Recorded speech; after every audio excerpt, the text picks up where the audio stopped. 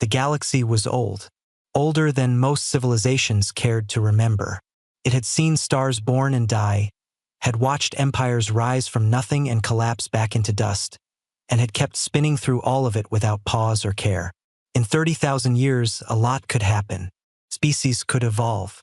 New powers could climb to the top. Old ones could fall and be forgotten. Humanity was one of the forgotten ones. No one talked about them much anymore. There were no statues, no memorials, no great halls of remembrance built in their honor. They existed only in old data archives, buried under thousands of years of newer entries, and in the footnotes of academic papers that almost no one bothered to read.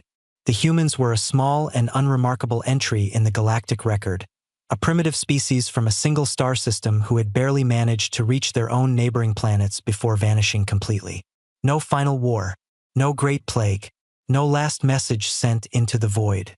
They simply stopped existing as far as the rest of the galaxy was concerned, and the galaxy had moved on without looking back. The Valkyrie consensus was the oldest of the three great powers now. They were tall, gray-skinned beings with large dark eyes and 4 arms that moved with quiet precision. They had been traveling between stars long before humanity had learned to write. Their civilization was built on logic, data, and careful measurement. They did not believe in things they could not prove. They did not waste time on legends or old ghost stories. And they certainly did not believe in the dead coming back to life. The Mune Collective was the second great power. They were smaller than the Valkyrie, stocky and pale, with wide flat faces and voices like low drums. They were traders and builders, famous for their massive fleets and their ability to organize resources across hundreds of star systems. They were practical above everything else. What could not be bought, sold, or turned into profit did not interest them. And dead species were not profitable. The Asari theocracy was the third. They were long-limbed and golden-skinned, with eyes that caught light in strange ways and voices that seemed to carry more than just words. They were spiritual, deeply so, and their entire civilization was built around a belief in something greater than the physical universe. Their priests were respected and feared in equal measure. They kept old texts that the other civilizations called mythology, and they believed in things that could not be measured. These three powers shared the galaxy in something close to peace, though it was the kind of peace that came from knowing the cost of war. They had their disagreements, their border conflicts, their political arguments that dragged on for decades. But open war had not happened in 800 years, and no one wanted to be the one to start it again. Life went on. Ships moved between stars. Data was exchanged. Trade was conducted. The galaxy spun.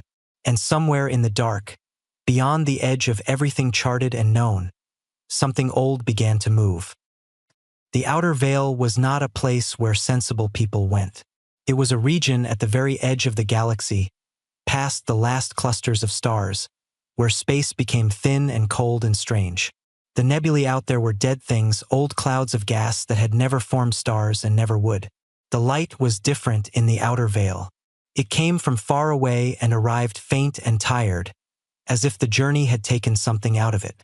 Navigation was unreliable. Sensors gave odd readings.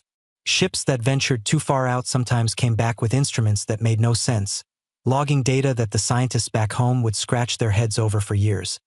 The Valkyrie sent survey vessels out there sometimes, not because they expected to find anything, but because their nature demanded that they map and measure everything, even the things that seemed not worth mapping or measuring. It was a matter of principle. The survey vessel was called the Measured Step. It was not a large ship, carrying a crew of 12, all of them scientists and data officers. Its job was simple: travel into the outer regions, collect readings from a series of pre-mapped coordinates, and return home with the data. It was boring work. The kind of work that junior crew members got assigned to when their supervisors wanted to keep them busy without giving them anything important to do. The captain was a veteran named Voskaren, patient and experienced, and very much looking forward to retiring once this tour was finished. The science officers went about their routines without excitement. The data rolled in: gas densities, radiation levels, gravitational readings, the usual nothing. Everything was normal. And then, on the 4th week of the survey run, the sensors picked up something that was not normal at all. It appeared on the long-range screen as a simple contact marker. The system flagged it as anomalous because its size and shape did not match any known natural object in the database. It was not a rock. It was not a gas cloud. It was not a dead star or a piece of scattered debris from some ancient collision. It was a ship. Voskaren stared at the contact for a long time before she said anything. Then she called her senior science officer to the bridge and pointed at the screen without speaking. The science officer looked at it. He leaned closer. He ran the analysis twice. Then he straightened up and said very quietly that the contact appeared to be a vessel of artificial construction, approximately 4 kilometers in length, moving under what seemed to be active propulsion. 4 kilometers. That was not a small ship. That was enormous by most standards. Voskaren ordered the measured step to reduce speed and hold position. She then ordered a full sensor sweep of the contact. The results came back over the next hour, and with each new piece of data, the atmosphere on the bridge grew a little more tense and a little more quiet. The ship's hull was made of materials that the Valkyrie database did not recognize. Not completely, anyway. Some elements matched known metals and alloys, but the specific combination, the specific layering and treatment, nothing in the archive came close to a match. The design language of the hull, the arrangement of its sections, the geometry of its engine ports, all of it pointed to an origin that was deeply, disturbingly old. The database's best match was flagged as low confidence, but it was there, hull design consistent with records from the early galactic exploration era, approximately 30,000 years prior. Species of origin listed as human. Homeworld, Sol 3. Status: extinct. The bridge was very quiet after that. Voskaren sent a hail. She used standard galactic frequency, the universal emergency band, and 3 other backup channels. She waited. The ship did not respond. It did not change course. It did not slow down or speed up. It simply continued moving, slow and steady and indifferent, on a heading that pointed directly toward the galactic core. She sent the contact report back to Consensus headquarters and marked it as a priority observation. Then she watched the ship until it passed beyond their sensor range, and she kept watching the empty space where it had been for a while after that. Sathera 9 was 23 years old, which made her very young by Valkyrie standards.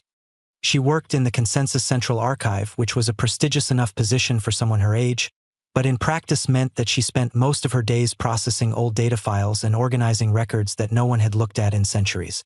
It was not exciting work. But Sathera 9 was the kind of person who read everything, even the things she was not supposed to find interesting. She found the contact report 3 days after it was filed. She almost missed it. It had been placed in a low-priority queue by the receiving officer who had processed it, and a note had been added saying that the sensor readings were likely instrument error caused by the unusual conditions in the outer veil. The recommendation was to archive the report without follow-up and schedule a recalibration check for the measured steps instruments on its return. Sathera 9 read the recommendation. Then she read the actual report. Then she read it again. She pulled the hull design analysis and cross-referenced it with the archive's historical records on early galactic civilizations. She spent 4 hours reading through the human entries, the limited and often contradictory records of a species that had existed on the edges of galactic contact, never quite making it to full membership in any interstellar body before they disappeared. Most of the data was thin. There were physical descriptions, some records of early radio transmissions that had reached Valkyrie listening posts thousands of years ago, a few intercepted communications from what appeared to be early-stage space travel. Nothing extensive. Nothing impressive, but the hull design analysis matched. Not perfectly, but closely enough that the archive system had flagged it, even at low confidence. The geometry was consistent. The material signatures overlapped at several key points. She flagged the report for escalation and sent it to her supervisor. Her supervisor read it and told her that instrument error in the outer veil was extremely common and that she should not spend too much time on this. He marked the escalation as reviewed and closed it. Sathera 9 sat at her desk for a long time after that. She looked at the report. She looked at the closed status marker. She thought about the image the sensors had captured, blurry, taken at extreme range, but there, a shape in the dark. Something moving that should not have been moving. She made a decision that would change her life and, as it turned out, the lives of everyone else in the galaxy as well. She booked leave, told no one where she was going, and by the end of the week she was sitting in the cockpit of a small rented scout ship at the edge of Valkyrie space, pointing her nose toward the outer veil. The journey to the outer regions took 2 weeks at the scout ship's top speed. Sethera 9 used that time to study everything she could find about humanity. She went deep into the archive's oldest records, pulling files that had not been accessed in so long that the system flagged her requests as unusual. She read the old radio intercepts. She studied the physical data on the human homeworld, a planet with high oxygen content, liquid water oceans, and a biosphere of extraordinary complexity and variety. She read the few records of early contact attempts, none of which had ever been completed because by the time Valkyrie scouts had located the Sol system, the humans were already gone. Gone. Just gone. No wreckage. No bodies. No final message. The solar system had been surveyed 4 times over the centuries, and all 4 surveys had found the same thing. A quiet system, habitable worlds, evidence of past civilization, and nothing else. The working theory had always been that the humans had managed to destroy themselves before reaching the stars, which, given the limited data on their history, seemed like a plausible enough explanation. Sethera 9 read all of this and tried to build a picture in her mind of what kind of species they had been. It was difficult. The records were too thin, too distant. But some things came through clearly enough. They were small by galactic standards, bipedal, relatively fragile physically. They had a very short natural lifespan, but they were, by every measurable indicator, relentless. The radio intercepts showed a species in constant motion, always building, always experimenting, solving problems only to immediately find new ones to tackle. Their early space technology was rough and inefficient, but they had developed it fast. Very fast. There had been a Valkyrie scholar, Sethera 9 found, who had written a paper about humanity about 8,000 years ago. The paper was mostly dismissed at the time and barely remembered now.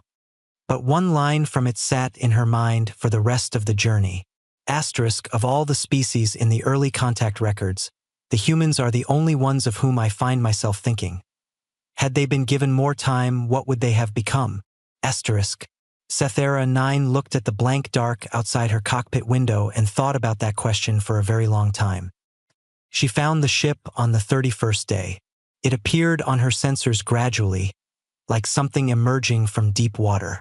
First as an energy reading, faint but steady. Then as a mass contact, large and solid. Then, as she brought her ship in slowly on a careful approach vector, as a shape against the distant glow of the galaxy's edge. It was bigger than she had expected, even having read the survey report. For kilometers of ship, maybe more. She could not be certain because sections of it seemed to have been added at different times, the hull patched and extended and modified in ways that spoke of long years of maintenance and repair. The original design was still visible in the basic structure, the skeletal shape of a vessel built for deep exploration, long and narrow with wide engine housings at the rear. But so much had been added to it, so much had been changed, that it was like looking at a building that had started as one thing and had been rebuilt around itself many times over. The hull was dark in most places. Whatever coating had once covered it was long gone, replaced by the natural discoloration of metal that had been in hard space for an impossible amount of time. But there were lights. Not many, but they were there, warm, amber-colored, visible through the seams of certain hull sections and through what appeared to be observation windows spaced along the ship's middle section. Sethera 9 stopped her ship at a distance of 2 kilometers and sat looking at it. It was real. It was actually there. She had half convinced herself during the 2-week journey that she was chasing a sensor ghost, that she would arrive in the outer veil and find nothing and have to go home feeling foolish. But it was there. She checked the hull markings with her scanner. They matched the design language in the archive record. Old script, the kind of lettering style that the human radio intercepts had also used. She could not read it. The archive did not have a full translation index for human script, but the scanner matched several letter shapes to known samples and returned a partial reading. USCS Enduring Resolve. She said the words out loud in her own language, translating the sounds as best she could. They meant something close to that which continues to hold on. She sat with that for a moment. Then she reached for the communications panel and opened a hail on the standard frequency. "This is Scout Vessel Narrow Path, Valkyrie registration, to the unidentified vessel. Please respond." She waited. 30 seconds passed. A minute. The ship continued on its course, unchanged. She tried again. She tried different frequencies.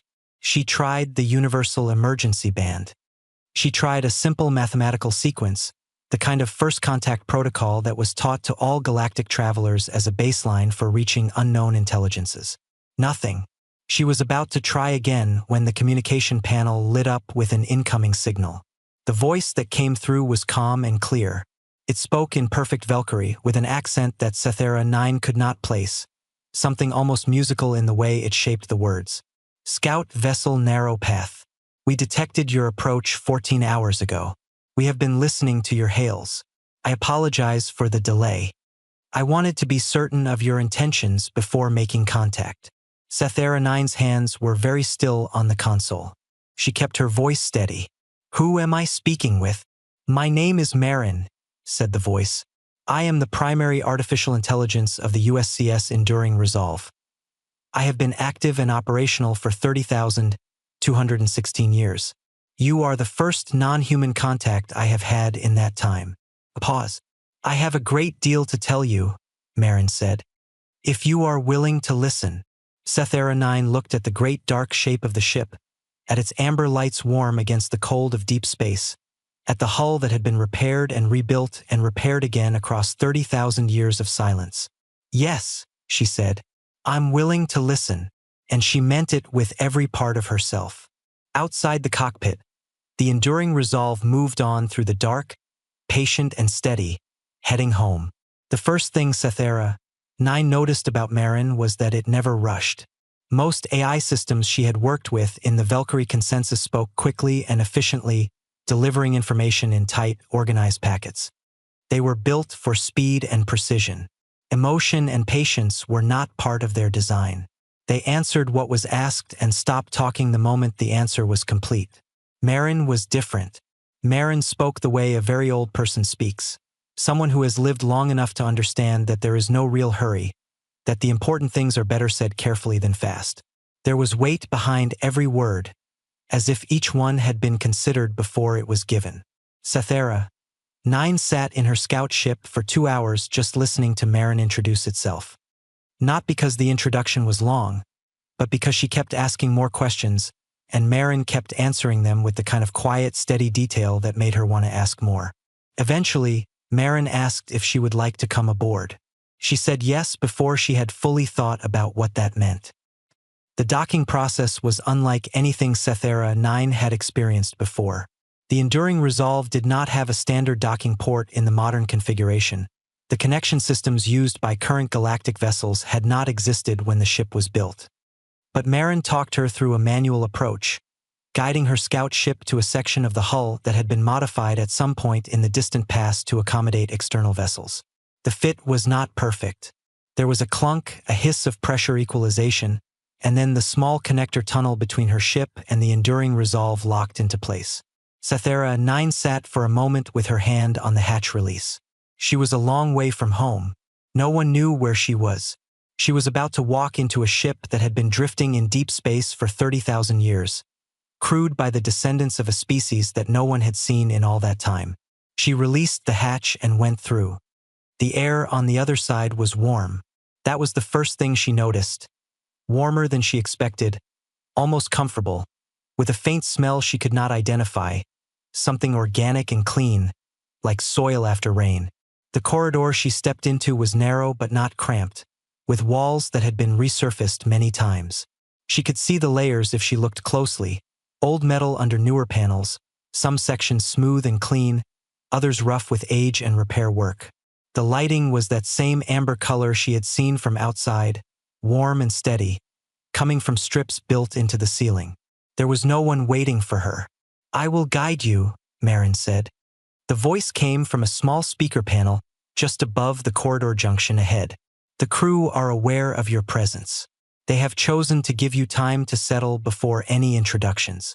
They understand that this may be a significant experience for you." Sethera 9 almost laughed at that. Significant experience. That was one way to put it. She followed Marin's directions through the ship, turning where she was told to turn, walking corridors that curved and branched in ways that felt organic rather than planned, as if the ship had grown rather than been built. And in a sense, she was beginning to understand it had.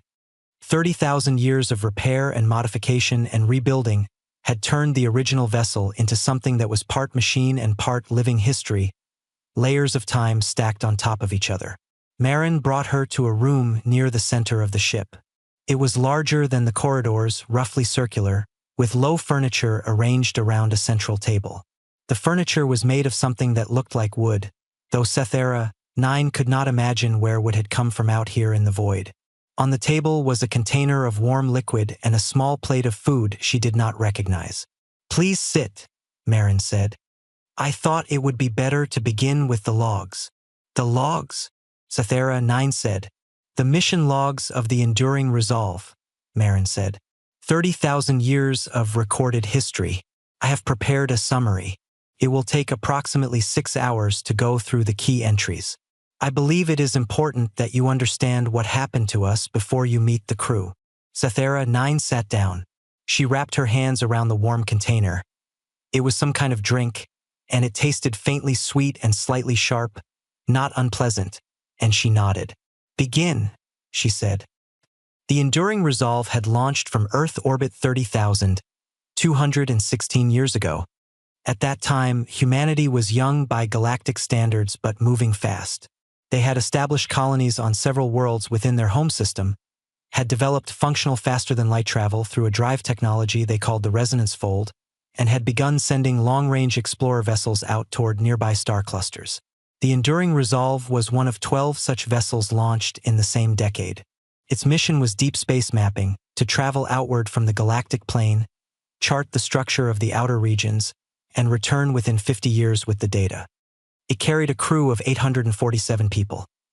Scientists, engineers, navigators, doctors, soldiers, and everyone else needed to keep a large ship operational for a very long journey. The mission went smoothly for the first 11 years. Then the drive failed. Marin played the log entry from that moment. The voice of the original chief engineer, a man named Darius Chun, was calm in the recording but had an edge to it that came through even across 30,000 years of archive compression. Resonance fold drive has gone into catastrophic misalignment. We are unable to correct from engineering. The fold is not collapsing, it is expanding. I repeat, the fold is expanding. If this continues, I do not know where we will end up. All hands brace. The fold had not simply failed. It had torn open in an uncontrolled direction, carrying the ship with it. When the Enduring Resolve dropped back into normal space, its navigation systems were useless. Every star field reference they tried to match failed, because no star field reference they had in their database matched what was outside their windows. They were beyond the galaxy, not just outside the charted regions. Beyond the galaxy itself, in the empty intergalactic void, where the nearest light was a smear on the horizon and the nearest star was further away than anything their drive, even if repaired, could have hoped to reach. Marin paused the log there and let Sethera 9 sit with that for a moment. "How far?" Sethera 9 asked. "Our best reconstruction puts the exit point at approximately 2.3 million light-years from the galactic edge," Marin said.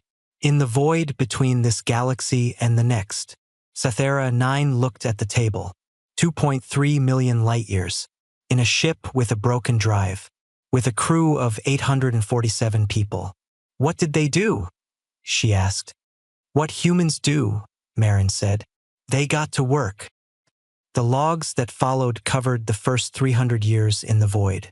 Sethera 9 listened carefully, and as she listened she began to understand that the story she was hearing was not a story of despair, though despair had certainly been present in those early years. It was something else. The first generation, the original crew, had faced the truth of their situation with a clarity that Sethera 9 found almost painful to listen to. They were not going home. Not on any timescale that meant anything to them personally.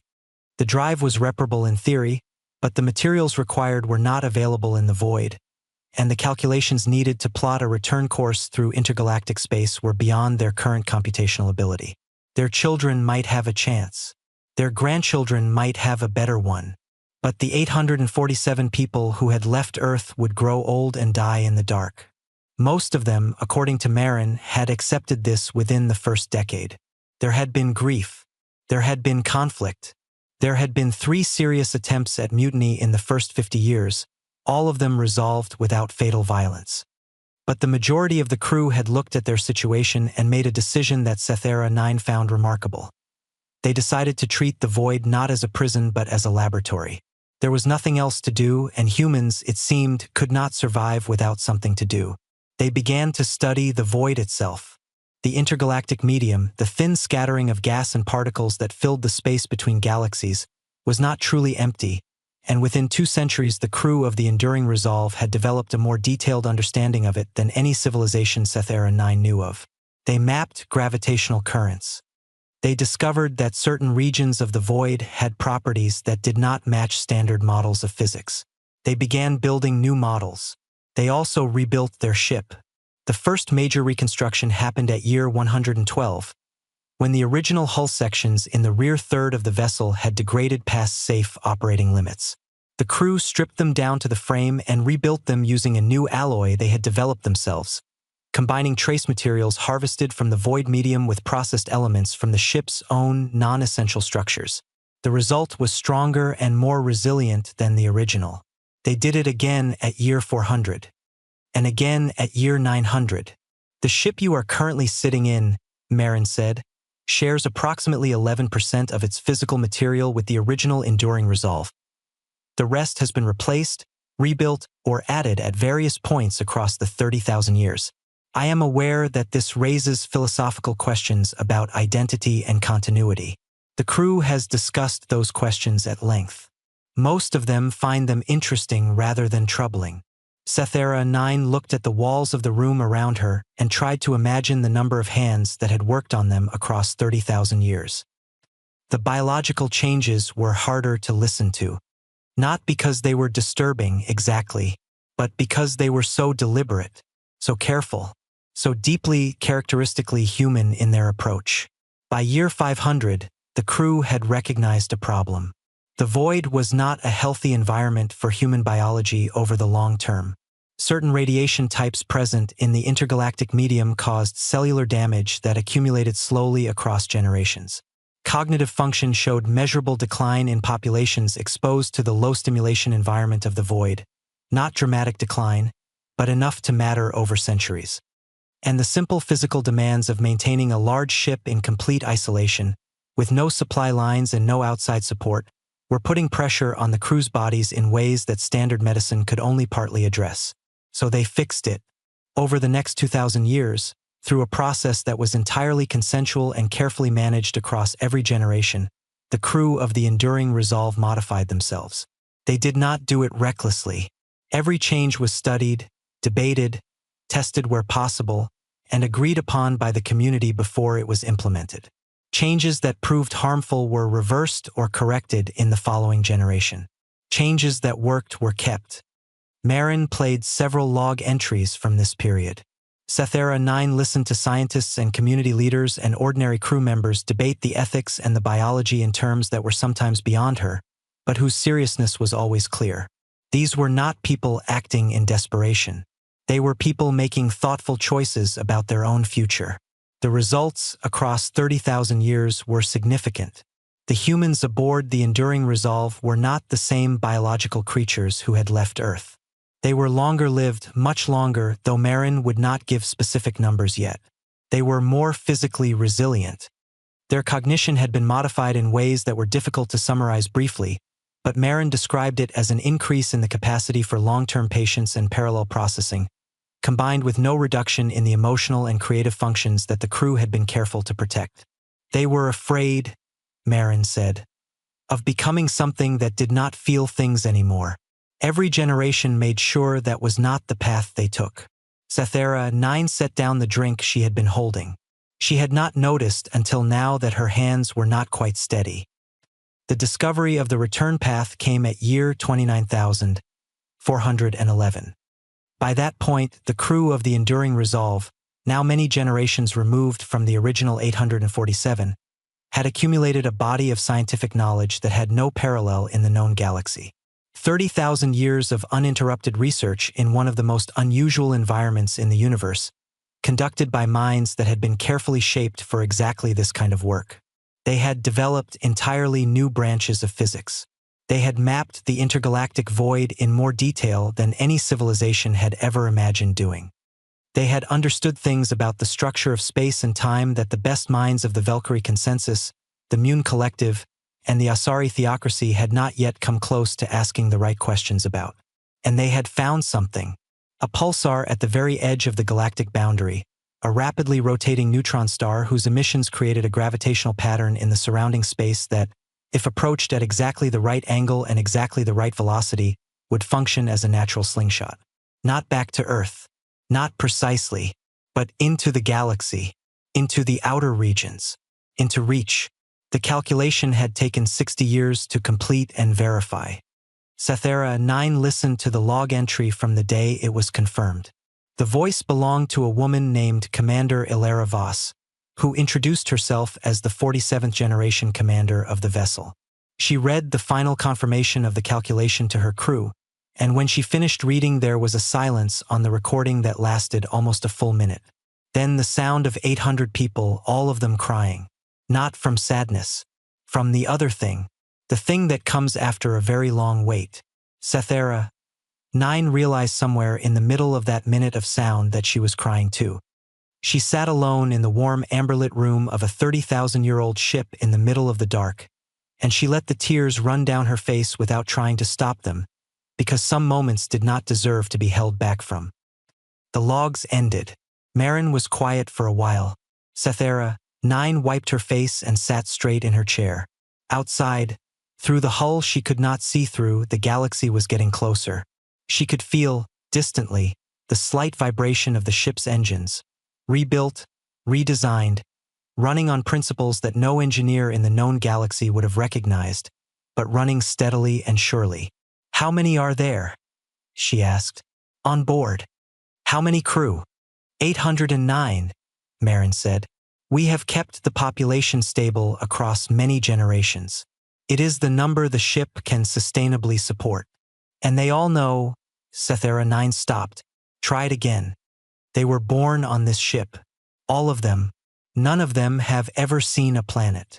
"That is correct. And they want to go back? To Earth? To a home none of them have ever seen." There was a small pause before Marin answered. Not a processing pause. Cythera 9 had already learned that Marin did not have processing pauses. It was a considered pause. The kind that meant the next words had been chosen carefully. "There is a word in the original human language," Marin said, "that has no direct translation in Valkyrie.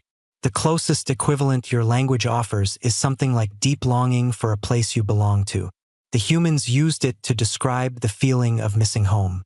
On this ship, across 30,000 years and 47 generations, that word has never left the vocabulary. Not once. Every generation taught it to the next. Every child born on this ship learned it as one of the first words they ever knew." Cythera 9 looked at the room around her. At the wooden furniture made by hands she would never know. At the warm amber light that some engineer 1,000 years ago had decided to use because it was closer to sunlight than cold white. "What is the word?" she asked. Marin told her. Cythera 9 could not pronounce it properly, but she tried anyway. It came out soft and a little broken in her mouth, like something that did not quite fit the shape of her language. But she understood it. She understood it completely. Outside the ship, the galaxy grew slowly brighter as the enduring resolve pressed on through the dark, steady and patient and impossibly, stubbornly alive. The report could not be kept quiet forever. Cythera 9 had known that from the beginning. She had gone into the outer veil alone and without authorization, had made contact with an unknown vessel, and had been aboard that vessel for 11 days before anyone in the Valkyrie Consensus had thought to check where she was. When they did check, they found her personnel file, her access logs showing weeks of deep archive research into human records, and the automated location ping from her scout ship, sitting docked against the hull of something enormous that was moving steadily toward the galactic core. The Consensus response was not subtle. Within 48 hours of locating her, Sethera 9 received a direct communication from the office of Senior Director Vosmarin, one of the 12 most powerful individuals in the entire Valkyrie government. The message was formally worded and very short. It told her to stay where she was, to make no further communication with the unknown vessel without official authorization, and to consider herself under administrative hold pending a full review of her conduct. She sent back a reply that was equally short. She told the senior director that she understood, that she would remain in her current location, and that she respectfully suggested the consensus begin preparing for something larger than an administrative review. She did not tell them what she had heard in the logs. Not yet. She wanted them to come and see for themselves. Some things could not be understood from a report. Some things had to be stood in front of. The Valkyrie were not the only ones watching. The Enduring Resolve was not a quiet ship. 30,000 years of continuous operation meant that it produced a broad spectrum of emissions, engine output, heat signature, low-frequency communications between its internal systems, the occasional burst of what Marin described as ongoing research transmissions. Any long-range sensor network worth its design would pick up a vessel that size once it crossed into the outer regions of the galaxy. 3 networks did. The Valkyrie consensus had the most sensitive instruments and responded first, which was how Sethera 9 had ended up where she was. But within 2 weeks of her boarding the Enduring Resolve, the Mune Collective and the Asari Theocracy had both independently confirmed the contact and filed their own internal reports. The Mune response was practical and immediate. A collective council session was convened, the data was reviewed, and a decision was reached in less than a day. The vessel was unknown, its origins were uncertain, its intentions were unknown, and it was heading toward the populated regions of the galaxy at a speed that would bring it into the outer star systems within months. That was not a situation the collective was willing to leave unmanaged. They dispatched a fleet. 40 warships, their hulls painted in the gray and gold of Mune military authority, moving in a tight formation that made their purpose clear to anyone watching. The fleet commander was Admiral Dorth 7, a hard-faced veteran of 3 border conflicts who had never lost an engagement and had never been known to hesitate once a decision was made. His orders were clean and simple. Intercept the unknown vessel, halt its progress, and conduct a full boarding and quarantine assessment. Biological containment protocol, the official filing said. Everyone who read the filing understood that biological containment was not the real reason. The real reason was that a ship no one had ever seen, from a species no one had seen in 30,000 years, moving through your territory without asking permission was the kind of thing that scared people who were used to being the ones in charge. Dorth 7 did not ask questions about the history of the vessel. He did not request the archive files on human civilization. He was not interested in the logs or the story or the science. He was interested in the intercept coordinates and the weapons loadout of his 40 ships, both of which he reviewed several times during the journey to make sure everything was in order. The Asari Theocracy's response was slower and stranger. When the contact report reached the High Council of the Theocracy, there was a period of 3 days where nothing official happened at all. Behind closed doors, however, the priests were doing something they rarely did in the modern age. They were pulling out the oldest texts. The Asari kept records that went back further than any other living civilization. Not all of those records were factual history. Many were spiritual documents, collections of belief and prophecy and oral tradition that had been written down over thousands of years. The other galactic powers regarded most of these texts as mythology, interesting as cultural artifacts but not as serious sources of information about the real world. The priests regarded them differently. There was a cycle of texts, very old, from a period approximately 32,000 years ago. They described a series of visions experienced by a group of Asari spiritual leaders who had reported, across several decades, seeing the same images in their meditations. A people of short lives and enormous will, cast out from their world and into the great dark between the stars. The texts described these people in terms that the modern Asari found uncomfortable to read, because they were terms of awe, not pity. The text said that the people of short lives would be told, by forces greater than themselves, that they could not survive, that the dark would take them, that nothing so brief and so fragile could endure the void between the stars. The text said that the people would not listen. There was one line, copied into 17 separate documents across different centuries, that the High Council found themselves reading again and again in those 3 days. Translated into the closest modern equivalent, it said, asterisk, and they came back, and they were not what they had been, and the stars that had not known them wept to see them. Asterisk. The High Council sent a delegation, not soldiers, priests, 7 of them, traveling in a single ceremonial vessel, carrying the old texts and a formal message of greeting that had taken 2 days to compose because everyone who tried to write it kept stopping and starting over. Sethera 9 knew none of the details of these responses at first. She knew only what Marin told her, and Marin was monitoring every sensor channel available to the enduring resolve with a thoroughness that she was beginning to understand was characteristic of the ship's AI. "You have incoming vessels," Marin told her on the morning of her 12th day aboard. "Multiple contacts. The larger group is Mune configuration, 40 ships military class. The smaller contact is Asari ceremonial design. 1 vessel." Sethera 9 felt her stomach drop. "How long?" "The Mune fleet will reach intercept range in approximately 9 hours. The Asari vessel in approximately 14. And the Valkyrie? A response vessel from the consensus is currently 6 days out. Moving at high speed." Marin paused. "There is also a significant amount of long-range communication traffic that suggests both the consensus and the collective are in active discussion with each other and with the theocracy. The content is encrypted, but the volume and frequency suggest a high level of concern." Sethera 9 pressed her hands flat on the table in front of her and breathed slowly. 40 Mune warships. She knew what that meant. She had grown up in a political household and had studied enough galactic history to read a fleet deployment when she saw one. This was not a greeting party. She asked Marin if the crew was aware. "Yes," Marin said.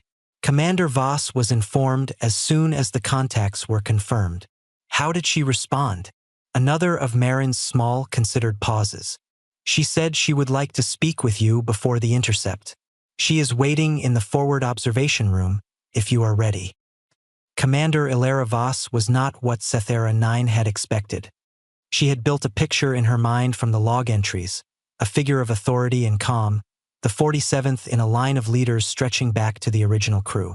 She had expected someone who felt historic somehow, someone who carried the weight of 30,000 years visibly on them. The woman who stood at the forward observation window was of medium height, with dark brown skin and close-cut gray hair, wearing simple work clothes that looked like they had been mended several times.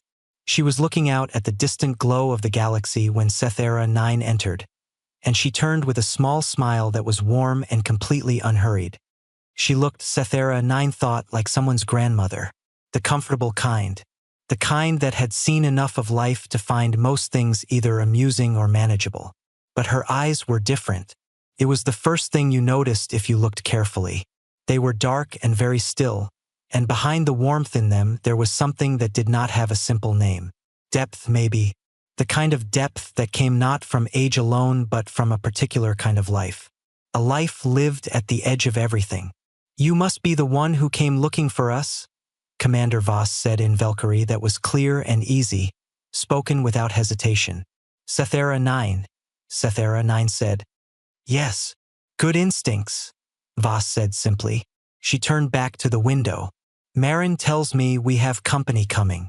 40 Mune warships," Sethera 9 said. "I think you should know. The Mune military does not deploy 40 ships for a welcoming ceremony." "No," Voss agreed. "It doesn't."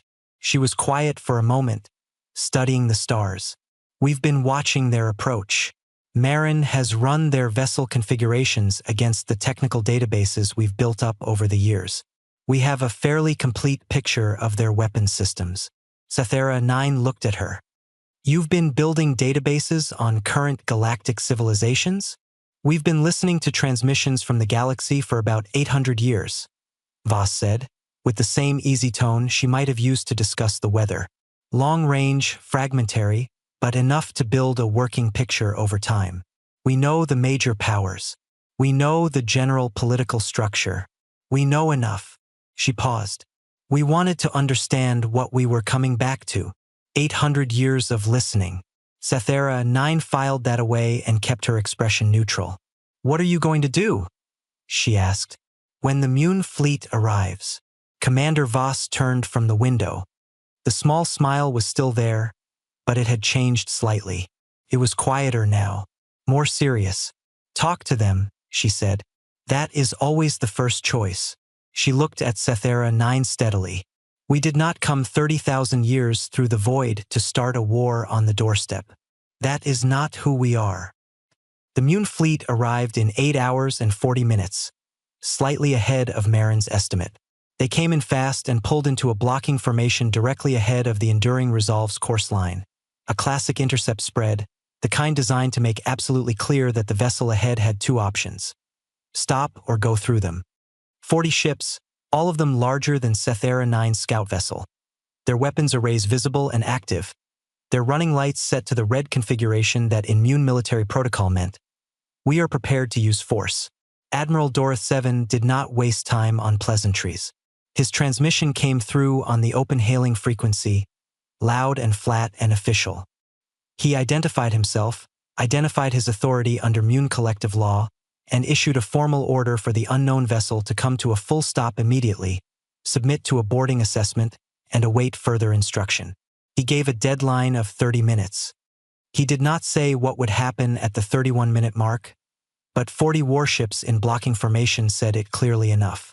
Sethera 9 stood in the communications room of the Enduring Resolve and watched Commander Voss listen to the transmission. Voss's face did not change during it. She listened to the whole thing without moving, and when it was finished she stood quietly for a moment, and then she did something Sethera 9 had not expected. She looked at Sethera 9 and asked, calmly, if the Mune Admiral's rank insignia meant he was the senior officer of the fleet or the senior officer of the entire Mune military branch. Sethera 9 blinked. "Fleet Commander," she said. "Not branch." Voss nodded as if this confirmed something. Then she stepped to the communications panel herself, stood straight, and opened the return channel.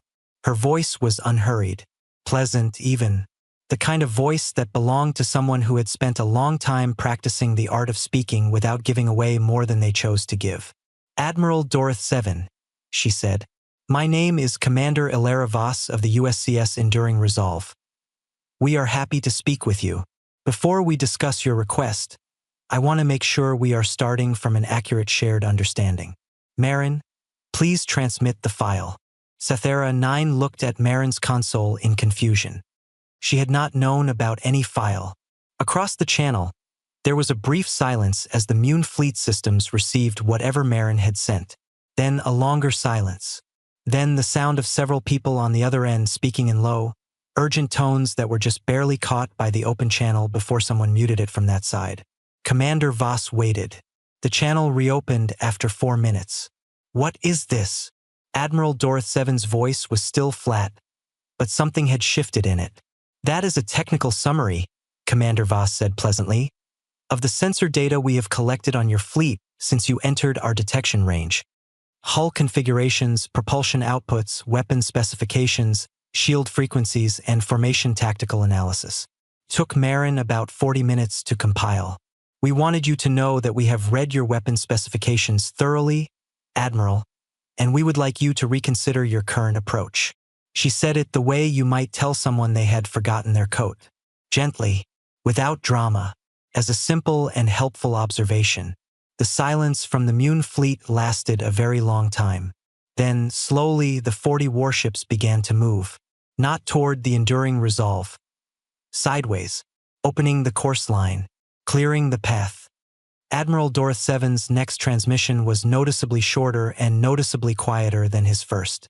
He requested a formal communication session at the earliest convenience. He did not mention the boarding order again.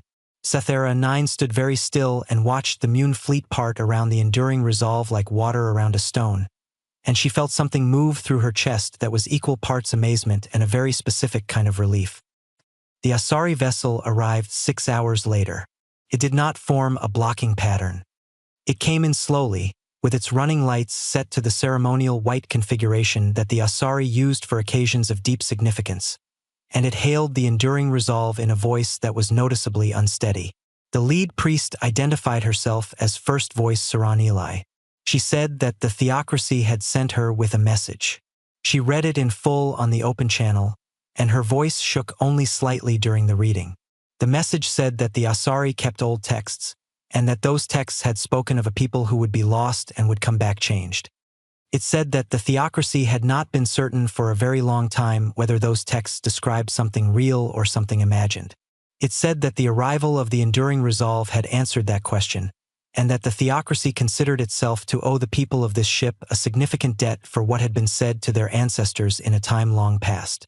It ended by asking, simply and with no political weight attached, if the crew of the enduring resolve would accept a greeting. Commander Voss listened to the message in full. Then she looked at the ceiling in the way she sometimes did when she was thinking carefully. "Marin," she said. "Is the old word for greeting still in the formal language records?" "Yes, Commander," Marin said. "The original Earth formal greeting used in the pre-departure diplomatic records." "Send it," Voss said. "The old word, in the original language." Sethera 9 heard the transmission go out.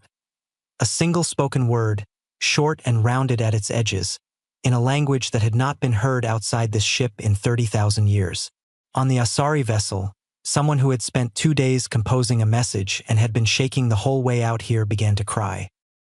By the time the Valkyrie response vessel arrived 6 days later and formally placed Sethera 9 under official custody, the Enduring Resolve had held 3 separate communication sessions with the Mune fleet, received a ceremonial exchange of gifts with the Asari delegation, and Marin had politely declined 4 requests for technical information from parties that Sethera 9 could not identify but suspected were Mune intelligence services operating under false identifiers. The Valkyrie officer who came aboard to collect Sethera 9 was young and visibly uncomfortable with his surroundings.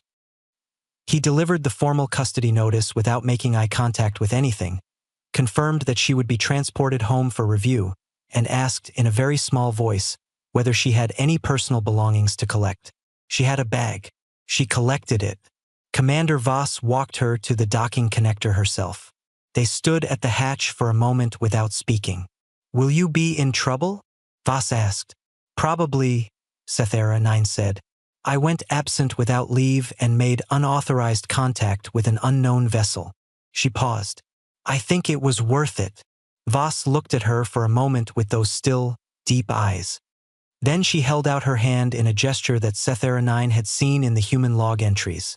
The old greeting and farewell, an open right hand extended forward, offered to be taken. Sethera 9 took it. The grip was firm and warm. "Tell them the truth," Voss said. "All of it. Don't let them make us into something simple." Sethera 9 nodded. She went through the hatch. Behind her, the Enduring Resolve closed its doors and pressed on, steady and unhurried, toward the light of home. Around it, the galaxy watched. For the first time in 30,000 years, it had something new to think about. The hearing room in the Valkyrie Consensus headquarters was designed to make people feel small. It was a large circular chamber with high ceilings and tiered seating that curved upward on all sides, so that whoever stood in the center was always looking up at the people judging them. The walls were pale gray stone, smooth and cold. The lighting was sharp and white. There were no windows. It was a room built entirely for the purpose of making things official and uncomfortable, and it was very good at its job. Sethera 9 stood in the center of it and did not feel small. She had spent 11 days aboard the Enduring Resolve. After that, it was difficult to feel small anywhere. The review panel was made up of 7 senior officials, all of them considerably older than her, all of them looking at her with the specific expression that authority figures use when they are trying to decide whether someone has been foolish or dangerous or both. Senior Director Vosmarin sat at the center of the panel, his 4 arms folded in a way that communicated disapproval across every cultural boundary Sethera 9 knew of. He asked her to explain herself. She did. She told them everything. She started from the contact report she had found in the low-priority queue, and she went all the way through to the moment she had stepped back through the docking connector with her bag in her hand. She did not rush it, and she did not soften it. She told them about Marin and the logs. She told them about the drive failure and the void and 30,000 years of rebuilding. She told them about the biological changes and the science and the return path. She told them about Commander Voss and the Mune fleet and the single word sent back to the Asari priests. She talked for 4 hours. By the end of it, the 7 officials were sitting very still, and the disapproving expression on Vosmarin's face had changed into something that had no clean name, something between professional concern and a feeling that the ground had moved slightly under his feet without warning. When she finished, the room was quiet for a long time. Then Vosmarin asked the question she had expected him to ask. What do they want? Sethera 9 had thought about how to answer this. She had thought about it for the entire 6-day journey back from the Outer Veil. I asked Commander Voss that, she said. She told me they want to go home. The senior director looked at her. That is not an answer. I know, Sethera 9 said. That is what I thought too at first. I spent 11 days trying to understand it, and I think it actually is the answer. But it took a long time before I believed that something could be that simple. Vosmarin unfolded his arms and folded them again in a different arrangement, which among Valkyrie meant deep uncertainty. He looked at his colleagues. They looked back at him. No one seemed to have anything helpful to add. The administrative charges against Sethera 9 were formally reduced to a written warning, which was the bureaucratic equivalent of admitting that punishing her further would have felt absurd under the circumstances.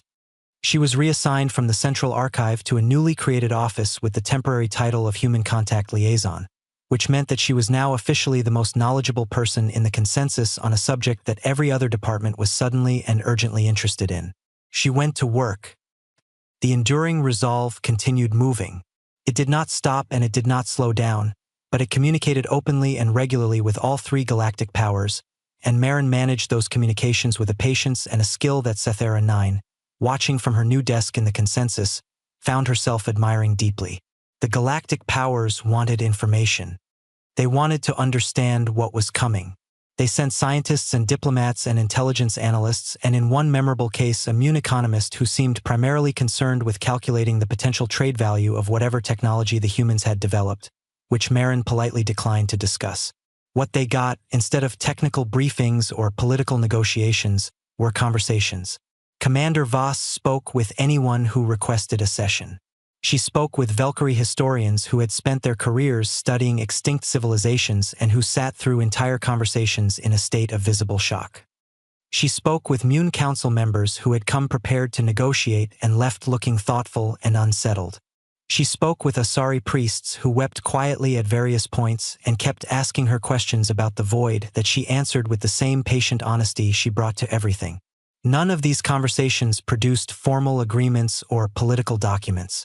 They produced something harder to measure but more important: understanding, or the beginning of it. Sethera 9 read the transcripts of every session. She had requested access as part of her liaison role, and it had been granted, which she suspected meant that her superiors were hoping she would be able to make sense of things that they could not.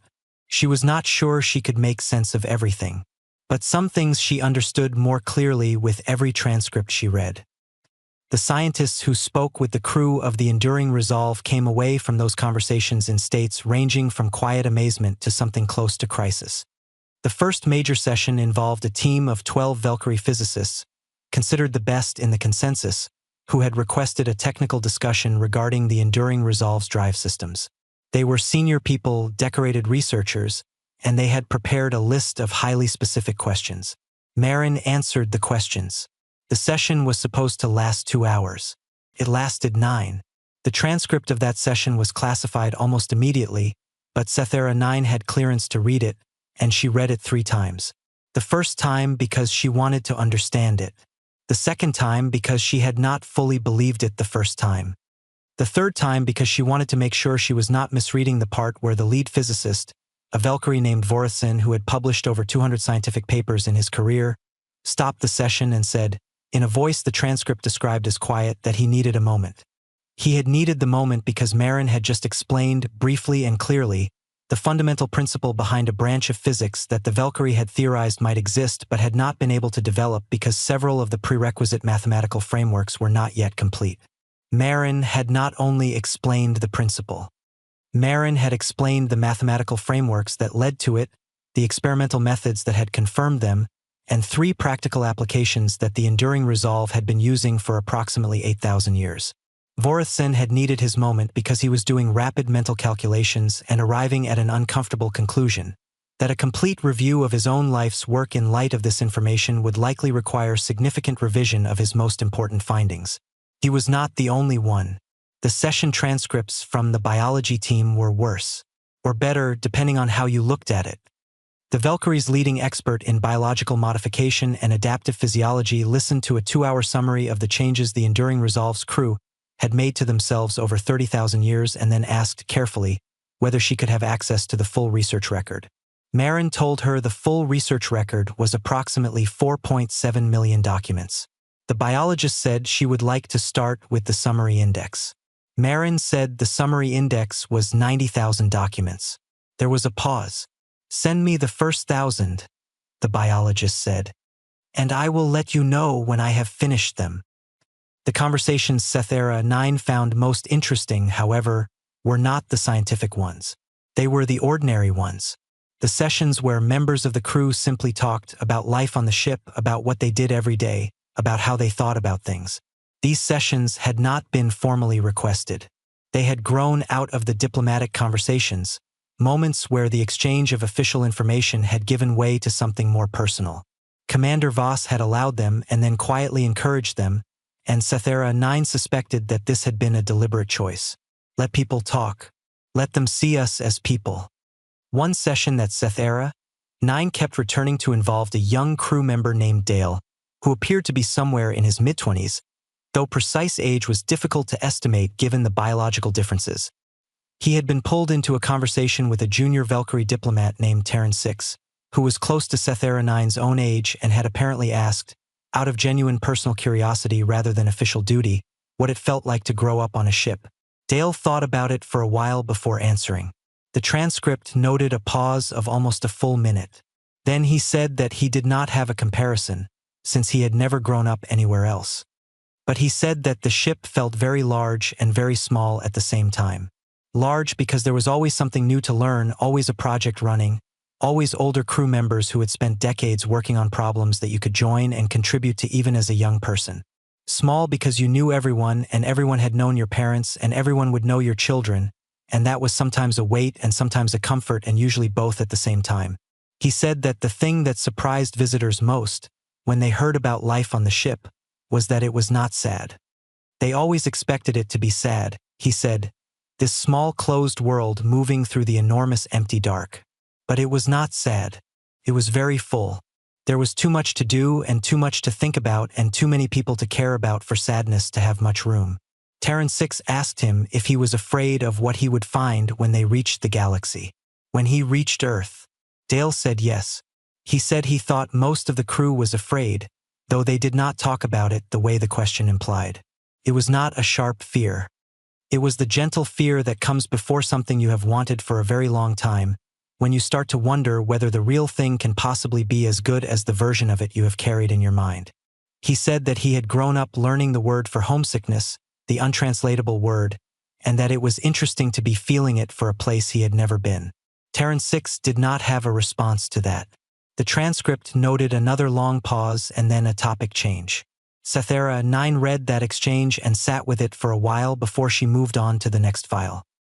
The Galactic Powers convened their first joint emergency session in 800 years. It was held in neutral space, aboard a station that had been built centuries ago precisely for this kind of meeting and had been used so rarely that parts of it had to be reopened and cleaned before the delegations arrived. Representatives from all 3 powers sat around a table that was notably uncomfortable for everyone, which was probably intentional. The meeting lasted 3 days. Sethera 9 attended as the Valkyrie human contact liaison, which made her one of the more junior people in the room, but also, as it quickly became apparent, one of the only people in the room who had actually been aboard the Enduring Resolve and spoken at length with its crew. This made her opinion sought after in ways that her rank technically did not justify, and she gave it as clearly and as accurately as she could. The central debate of those 3 days was the question that Vosmarin had not been satisfied with the first time. What do they want? The Mune Collective had prepared a formal threat assessment. It was a thorough document that outlined every possible aggressive scenario involving a technologically superior vessel crewed by a biologically enhanced species moving through galactic space without authorization. It had 47 pages. Sathera 9 read it and thought that every page demonstrated exactly how little its authors understood what they were dealing with. She said so, which caused a period of tension that took most of the second day to settle. What she tried to explain, and what she felt with increasing frustration was not landing with the weight it deserved, was that the threat assessment was built on a model of behavior that did not apply to the crew of the Enduring Resolve. It assumed that superior power led naturally to the desire for dominance, that a species capable of demonstrating strength would demonstrate it through force, that what a civilization built across 30,000 years of isolation would be used for. Conquest. None of those assumptions, she said, matched anything she had heard or seen aboard the ship. The Mune delegation asked how she could be certain. Superior capability could be hidden. Peaceful presentation could be a strategy. Sathera 9 looked at the Mune delegate and said, as patiently as she could, that if the Enduring Resolve had wanted to use its capability aggressively, it had had 40 Mune warships sitting in a blocking formation in front of it 9 days ago and had chosen to send a data file instead of a weapon. The Mune delegate had no good answer for that. On the third day, the Asari representative, a quiet elderly priest named Jiran IV, said something that shifted the tone of the room. He said that the other powers were spending a great deal of time trying to decide what the humans were going to do to the galaxy. He suggested they might benefit from spending some time considering what the galaxy had already done to the humans. He said this without accusation, in the mild tone of someone stating an obvious fact. But the room was quiet after it in a different way than it had been quiet before. Sathera 9 filed her own report to the consensus panel the evening of the third day. It was not a political document. She had been asked for one, but she wrote what she actually believed instead. She wrote that the crew of the Enduring Resolve had spent 30,000 years in conditions that would have broken most civilizations in a fraction of that time. She wrote that they had responded to those conditions not with despair or rage or the calcification of old trauma into aggression, but with work. Constant, dedicated, creative work. They had built things and rebuilt them and built them again.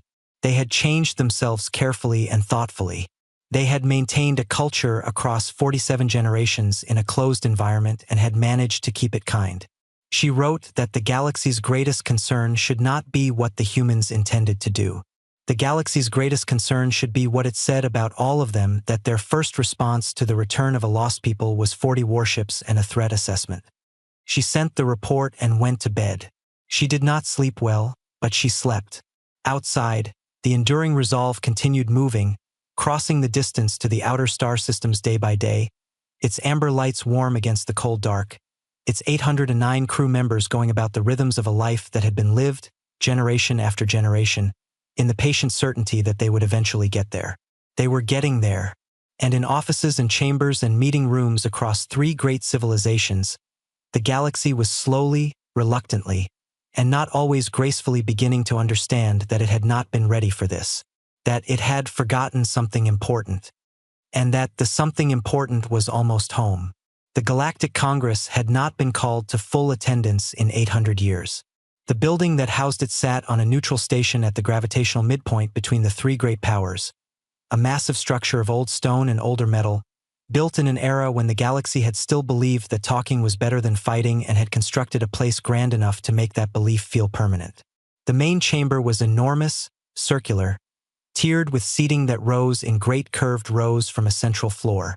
Every seat had a translation panel. Every seat had a direct communication link. The acoustics had been engineered so that a voice speaking from the center of the floor could be heard clearly in the furthest row without amplification. It had been designed for moments exactly like this one. Sathera 9 sat in the Valkyrie delegation box and looked out at the filling chamber and felt the particular kind of quiet that comes when something large and irreversible is about to happen. Every major civilization with galactic standing had sent representatives. Some had sent their highest leaders. The Mune Collective's prime administrator was present in person, which had not happened at any diplomatic event in living memory. The Asari High Council had come in full ceremonial dress, their golden skin catching the chamber light in that strange way that always made them look like they were lit from inside.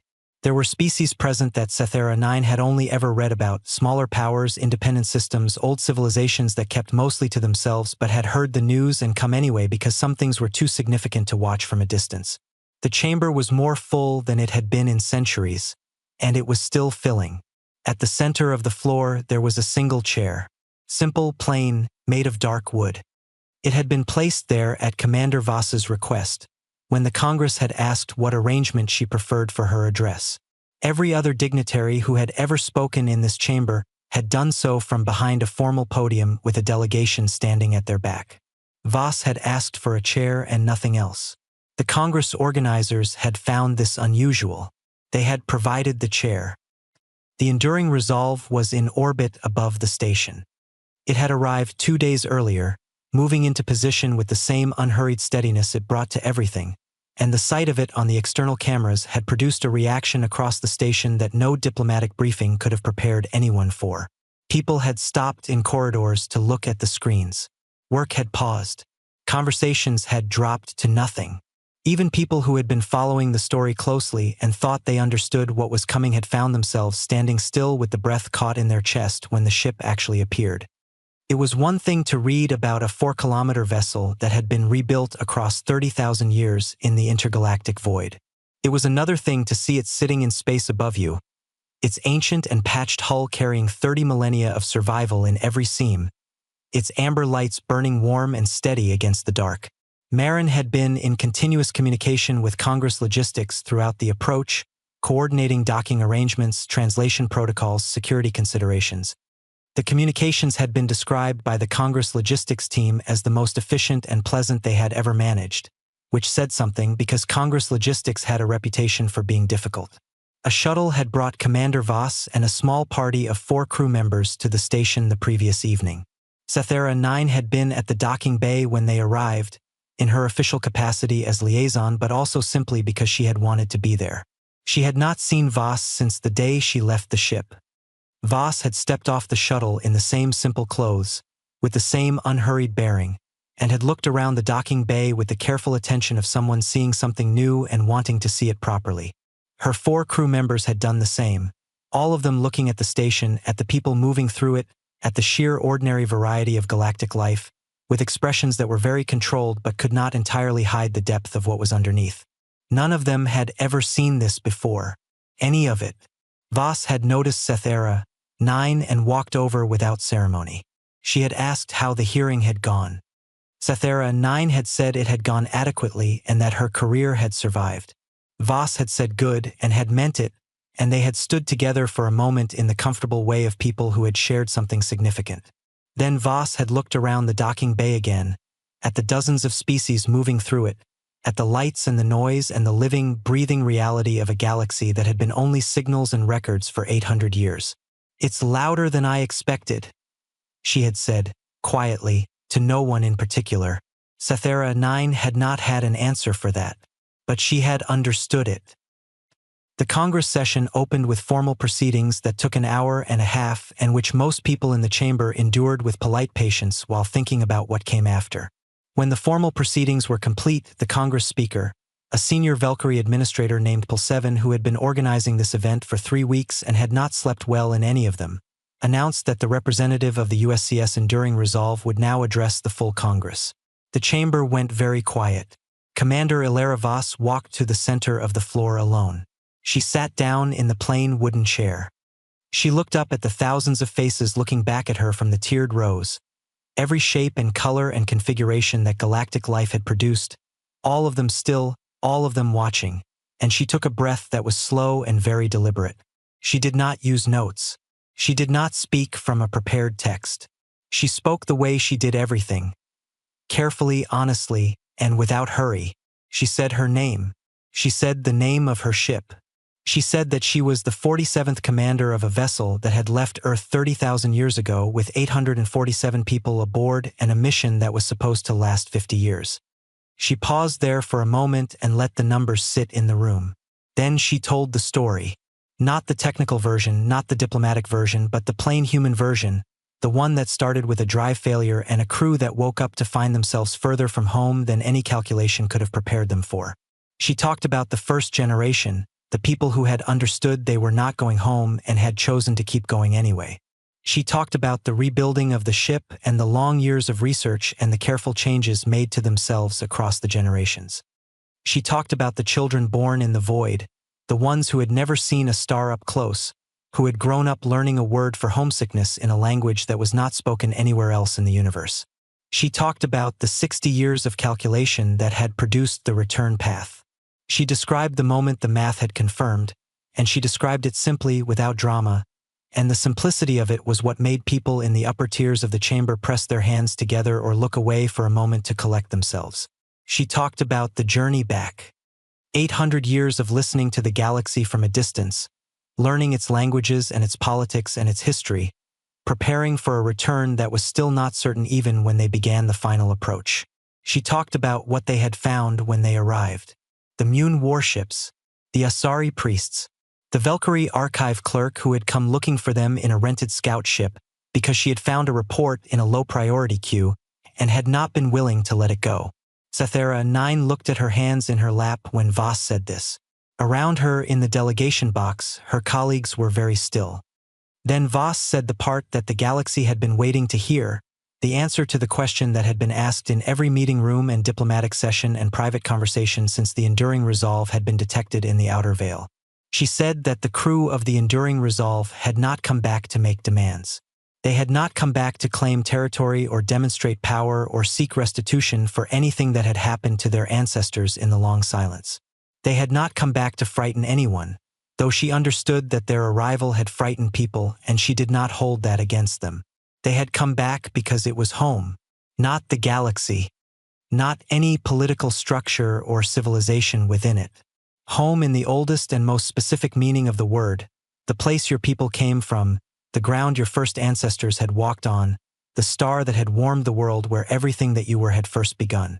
They wanted to go to Earth. They wanted to land. They wanted to feel the ground of a world beneath their feet, something none of them had ever done, something 47 generations had told their children they would one day do. They wanted to see the star called Sol rise over a real horizon. They wanted to put their hands in actual soil. That was all. The chamber was very quiet when she finished. The kind of quiet that is not empty but full of thousands of people breathing and thinking and feeling things that were too large for immediate words. Then the Asari high priest, old Geronfor, who had spoken quietly at the summit and shifted the whole tone of the room, stood up from the theocracy delegation box. He did not go to a speaking podium. He simply stood, and in the clear acoustics of the chamber his voice carried to every row. He said that the Asari theocracy recognized the people of the Enduring Resolve as a people who had been lost and had found their way back. He said that in the old language of his faith, there was a formal acknowledgement that was spoken when something long absent returned to its rightful place. He said that he would now speak it, and he hoped the humans would receive it in the spirit in which it was intended. He spoke several sentences in the oldest form of the Asari language, and the translation panels in the chamber rendered them as, *, you were not forgotten. You were not replaced. The place you came from waited. Welcome back to the living stars. *. Voss listened to the translation. Something moved across her face. Not a breaking, nothing so dramatic as that. More like the very slight shift that happens in a person who has been holding something steady for a very long time and has just, for a moment, been allowed to set it down. She said thank you, in the old Earth language. 2 words, soft and plain. The chamber, against all congressional protocol, began to make noise. The formal resolution granting the Enduring Resolve and its crew unrestricted passage to the Sol system and full rights of settlement on Earth passed with near-unanimous support before the session ended. The Mune Collective voted in favor. Vosmarin of the Valkyrie Consensus voted in favor and looked Sethera 9 thought like a person who was doing the right thing and knew it and was quietly relieved to have gotten there. The handful of abstentions were from minor powers who were still processing what they had heard and had decided that abstaining was more honest than voting on something they had not yet fully understood. It was done. It was official. The paperwork, as Marin had once said to Sethera 9 with what she had come to recognize as the AI's version of dry humor, would take longer than the journey. The enduring resolve broke orbit 2 days later. Cythera, 9 watched it go from the station's observation deck. She was not alone. A crowd of people from a dozen species had gathered at the windows, drawn by the same instinct that had brought her there. No one talked very much. They just watched. The great ship moved away from the station slowly at first, and then with increasing purpose as its engines brought it to full power. In the clean light of open space, it looked exactly what it was: ancient and repaired and rebuilt, carrying the marks of 30,000 years on every surface, not elegant in any conventional sense but possessed of a kind of gravity that had nothing to do with mass. It looked like something that had decided it was going to survive and had then done exactly that, for longer and against worse odds than anything had a right to. Cythera 9 watched until it was a point of light among other points of light, and then until she could not tell it apart from the stars. She was still standing at the window when her communication panel signaled an incoming message. She read it and read it again, and then turned away from the window and walked quickly to her office, because the message required her immediate and full attention, and she did not entirely trust herself to respond to it correctly while still looking at the stars. The message was from Marin. It was short. It said that during the weeks of transit between the outer veil and the station, the enduring resolve had been broadcasting on a very specific frequency. Not a general communication channel, a targeted signal narrowband, encoded in a format that only a specific type of receiver would recognize. The format used by the other 11 Deep Explorer vessels that had launched in the same decade as the enduring resolve. The message said that for the first 3 weeks, there had been no response. Then, on the 22nd day, one of Marin's long-range antenna arrays had detected a reply. Faint, distant, but unmistakable, the correct encoded format, the correct identification prefix. One of the ships, then a second reply, from a different direction. Then, over the following days, more. Marin's message to Cythera 9 included the final count. As of the moment the enduring resolve had left station orbit and begun its journey to Sol. 11 signals. All 11 ships. All responding. All inbound. The message ended with a single additional line, written in the same calm and measured tone that Marin used for everything, the tone of an intelligence that had been active for 30,000 years and had learned that the most important things were best said plainly. It said, "*, we thought you should know before the others do. You will want time to prepare. *. Cythera 9 sat at her desk and looked at the message for a long time. 11 ships. 12, counting the enduring resolve. 12 crews, each one having spent 30,000 years in the void doing what humans did when given an impossible problem and no way out, working, thinking, rebuilding, surviving. 12 ships worth of 30,000-year-old science and biology and culture and quiet, patient, absolute refusal to disappear. The galaxy thought it had been surprised by one ghost ship. It did not yet know that it had barely seen the beginning. She thought about what Voss had told her on the last day aboard the ship. Tell them the truth. Don't let them make us into something simple. She pulled up a blank document and began to write. Not a threat assessment. Not a political briefing. Something closer to what Geronfor had said in the Congress chamber, in the old Asari language, rendered into something the galaxy could use. Something that started with, "They were not silent because they were gone," and continued, "They were silent because they were busy," and ended with a sentence that she rewrote 4 times before she found the version that felt true, the version that had no extra words in it, the version that said exactly what the moment required and nothing more. And now they are coming home. All of them. And the galaxy that forgot them has a choice to make. Not about whether to let them in, but about what kind of place it wants to be when they arrive. She saved the document. She sent it to every senior official in the consensus who had clearance to receive it and several who did not but who she had decided needed to read it anyway. Then she leaned back in her chair and thought about a young crew member named Dale who had grown up on a ship in the dark between the galaxies and had learned a word for homesickness before he had learned almost anything else. She thought about 809 people on an ancient, rebuilt, impossible vessel, crossing the last stretch of distance between themselves and a world none of them had ever seen. She thought about a star called Sol and a planet called Earth and soil that had been waiting for 30,000 years for someone to put their hands in it. Outside her window, the galaxy went about its business. Trading, arguing, building, moving, the 10,000 ordinary activities of civilizations that had existed long enough to take their own existence for granted. It did not yet know what was coming. But something in the quality of the dark had changed. Something that had been absent for 30,000 years was present again, moving through the stars with amber lights burning warm and steady, carrying in its hull the weight of every generation that had refused to give up. Humanity was not coming back as a footnote. It was not coming back as a ghost. It was not coming back as a warning or a weapon or a lesson in what happens to species that reach too far. It was coming back as itself, as what 30,000 years of darkness and work and love and stubbornness had made it. And the stars, whether they were ready or not, were going to have to make room.